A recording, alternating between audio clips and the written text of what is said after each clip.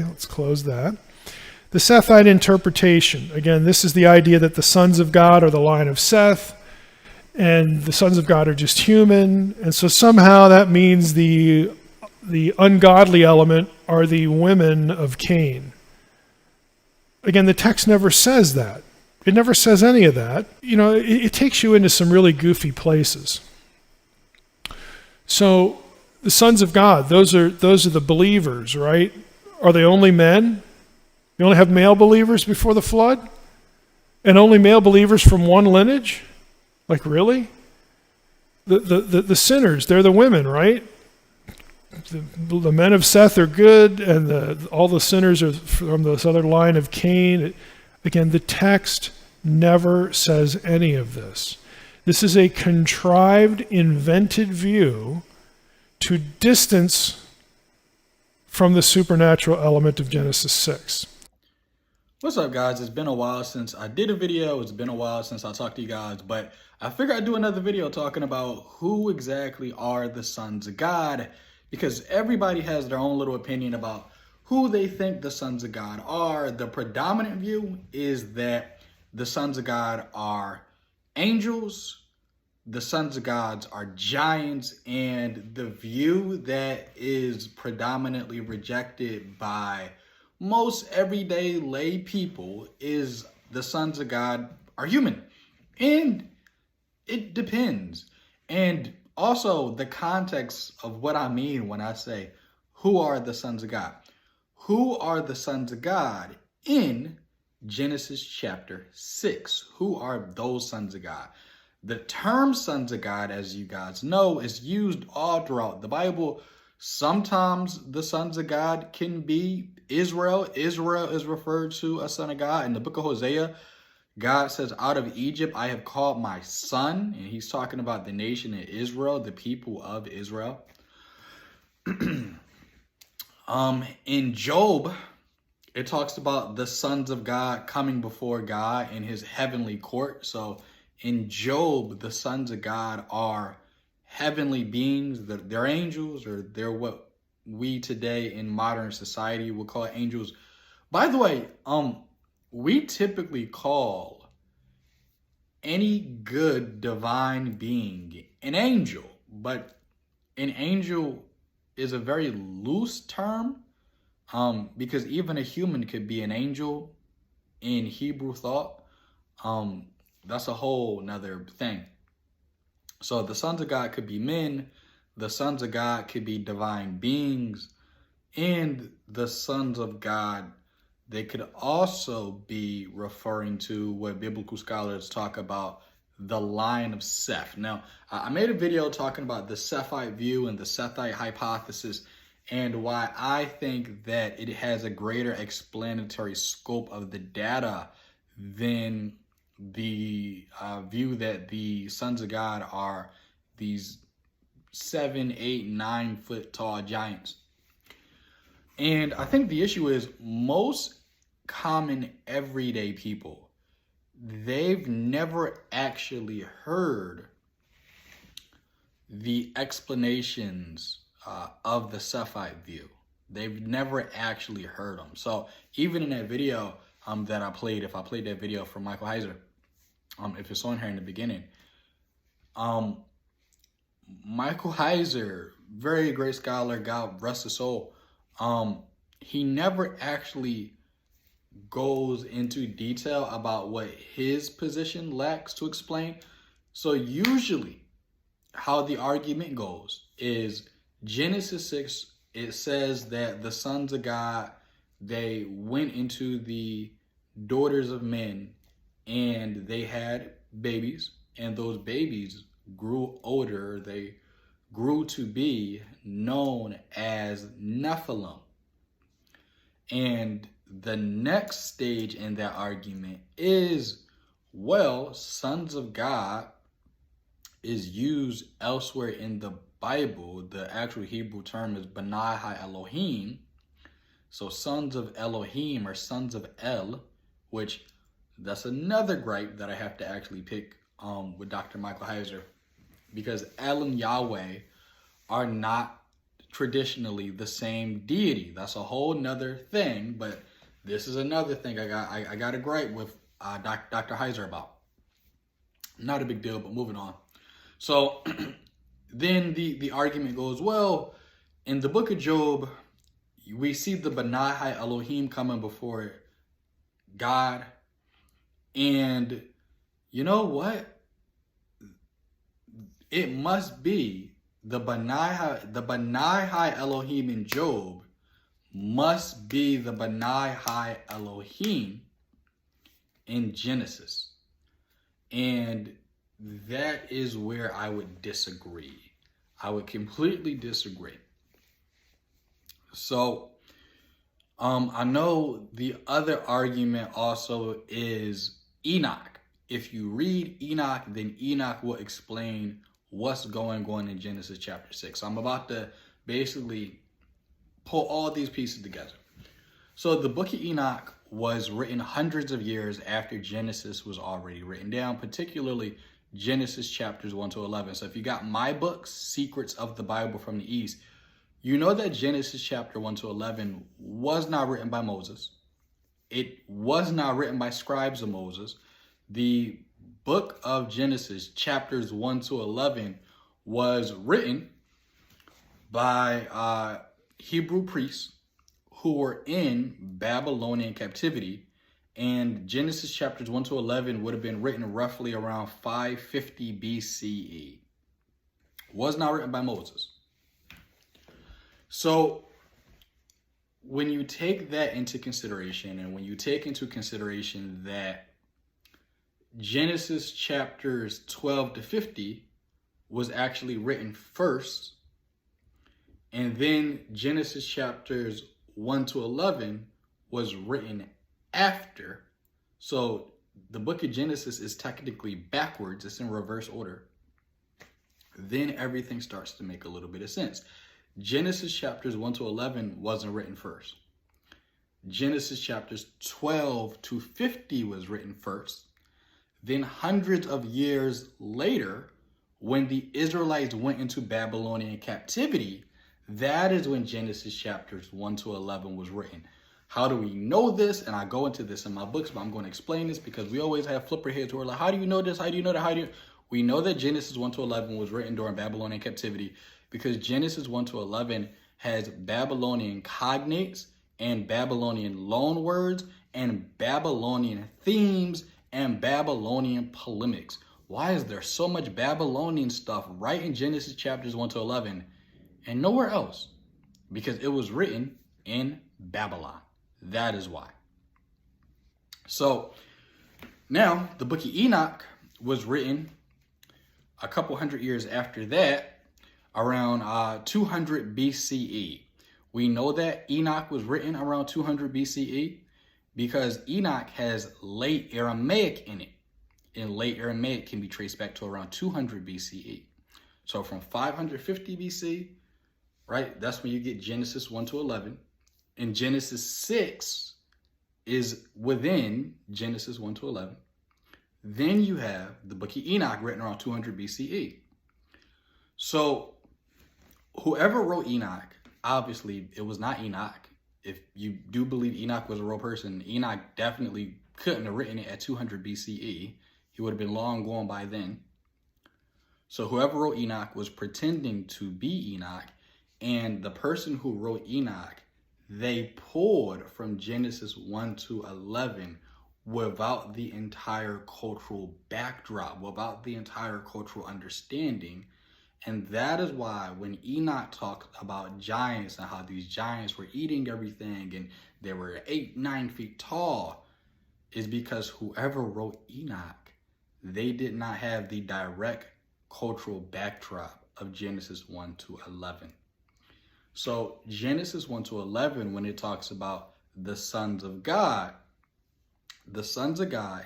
in Genesis 6, those are the line of Seth. That is the lineage of Seth.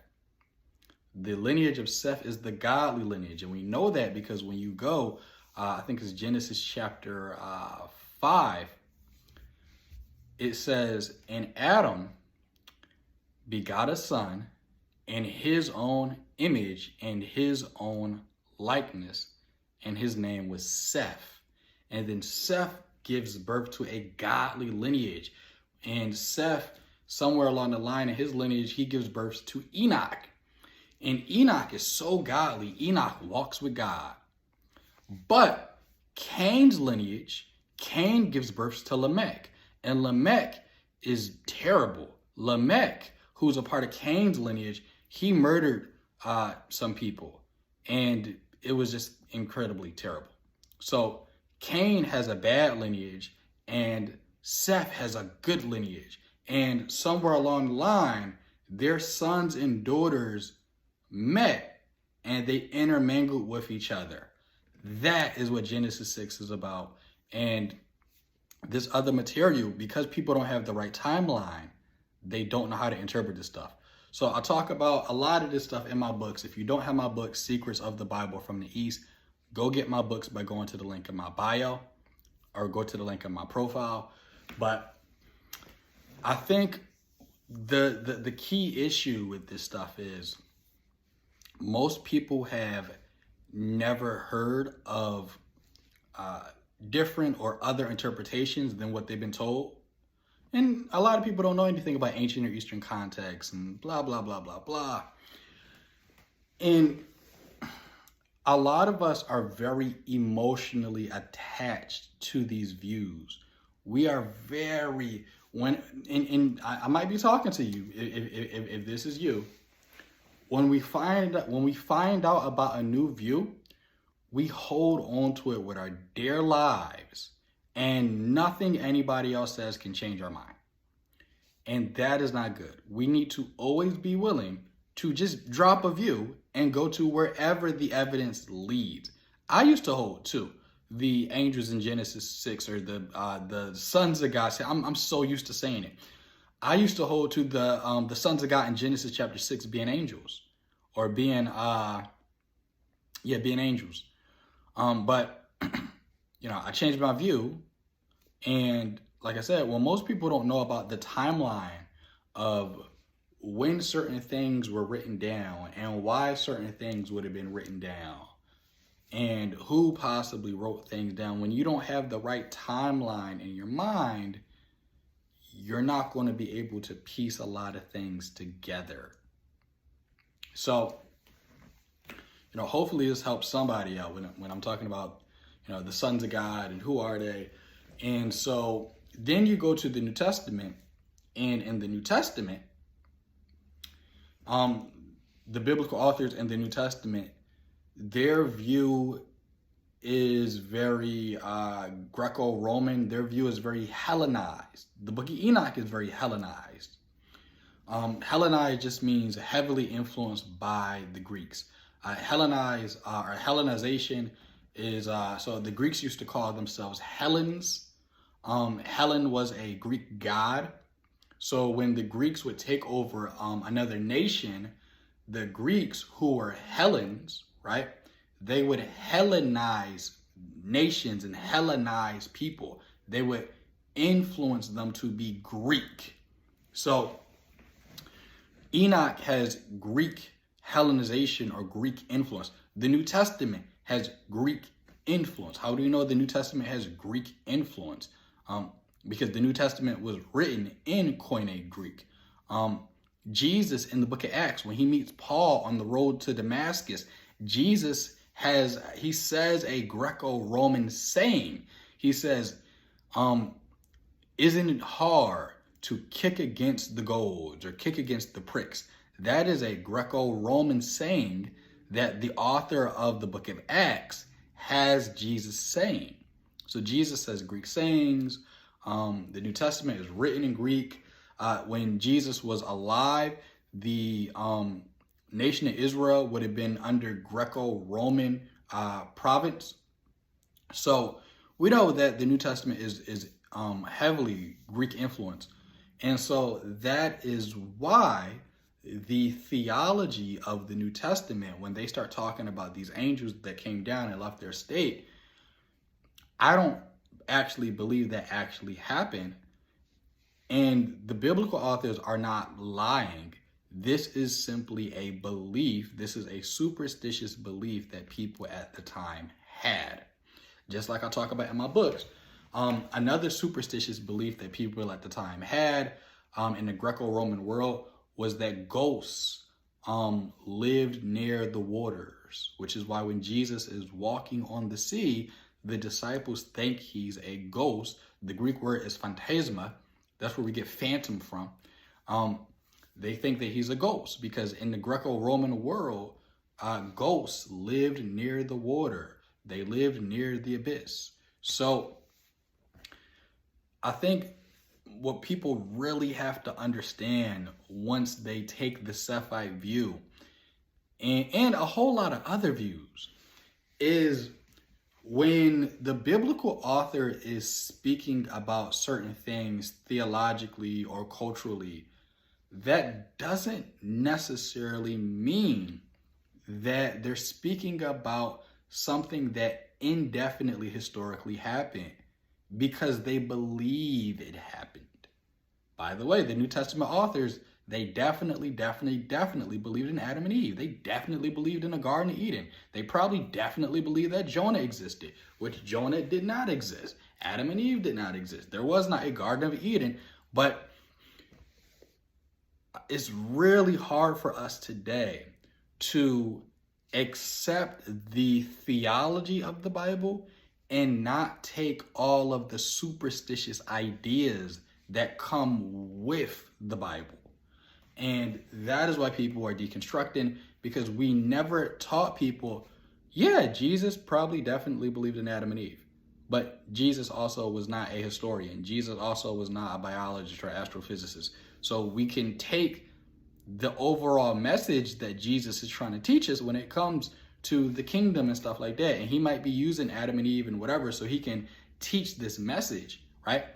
I think people really have a hard time with, a lot of times the New Testament will reference non-historical things in the Old Testament because they're referencing literature.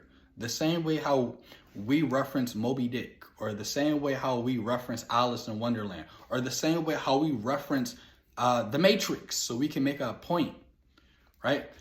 A lot of times people reference The Matrix so we can reference, so we can make a reference to how strange reality is. But The Matrix is not real. The Matrix is not a real movie. That didn't really happen. There's no Neo. There's no Smith. But we make a reference to this thing so we all can get it.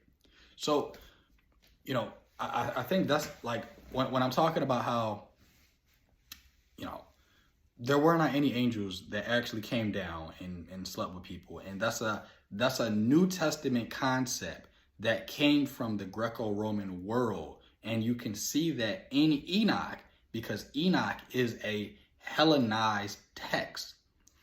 And Enoch is pulling that from Genesis chapters 1 to 11 without even understanding that Genesis 1 to 11 is not a Hellenized text. Genesis 1 to 11 is a Babylonian text.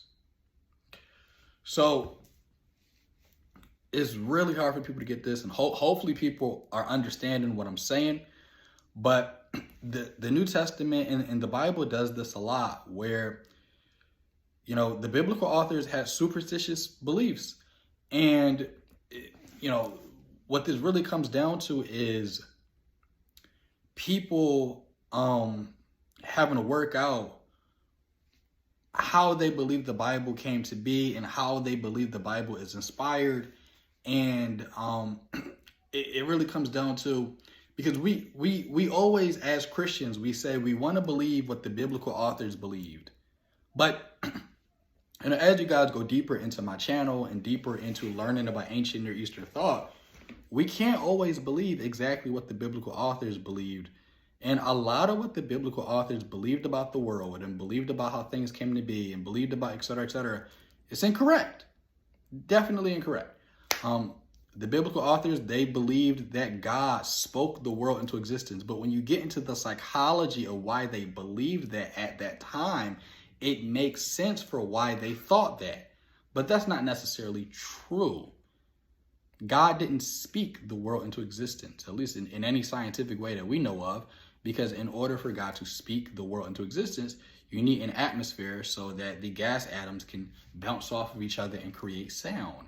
If you don't have an atmosphere, if you don't have oxygen and air and things like that, you can't speak anything scientifically into existence. But the reason why people believed that in the ancient world is because you know who would speak with authority and power in the ancient world? A king. So when you think about power and when you think about authority and when you think about a powerful person creating something in the ancient world, your mind is going to go to a king. And a king speaks, and so a king speaks, and he exercises his authority and his power. So when you think about something greater than a king in the ancient world, when you think about God, how much more is God able to speak and use his words to bring not just a kingdom into being, but the world into being?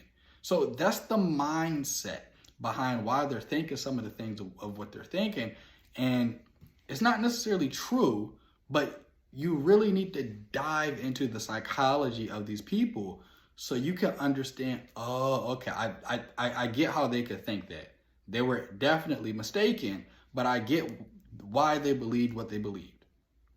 So I talk about a lot of this stuff in my books. If you guys enjoy these videos and if you want to learn more about this Adam and Eve stuff, if you want to learn more about the cultural context of your Bible, if you want to learn more about what the ancients believed about even magic, because I talk about magic in a lot of my books as well, go get my books, Secrets of the Bible from the East. I actually retitled them.